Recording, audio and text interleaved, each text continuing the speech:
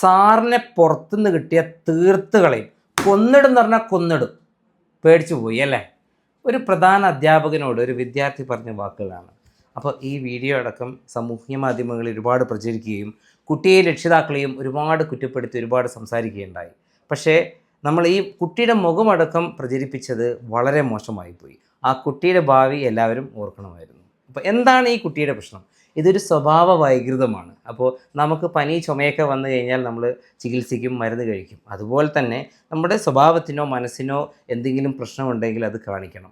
അങ്ങനെയുള്ള കുട്ടികളെ നല്ലൊരു ക്ലിനിക്കൽ സൈക്കോളജിസ്റ്റിനെ കാണിക്കുക, കൗൺസിൽ ചെയ്യുക. എന്താണ് ആ കുട്ടിയുടെ പ്രശ്നം എന്ന് മനസ്സിലാക്കുക. എന്തെങ്കിലും കുടുംബ പ്രശ്നമാണോ, അല്ലെങ്കിൽ അവരുടെ കൂട്ടുകെട്ട് മോശമാണോ? അപ്പോൾ ഒരുപാട് പ്രലോഭനങ്ങളുള്ള സമയമാണ്. അപ്പോൾ മയക്കുമരുന്ന്, ലഹരി മരുന്നൊക്കെ ഉപയോഗിക്കുന്ന കാലമാണ്. അതൊക്കെ ഒന്ന് ശ്രദ്ധിക്കുക.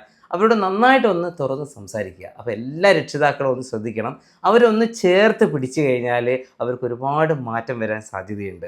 അപ്പോൾ എല്ലാ രക്ഷിതാക്കളിലേക്കും ഈ വീഡിയോ ഷെയർ ചെയ്യുക. ഉപയോഗപ്രദമാവട്ടെ.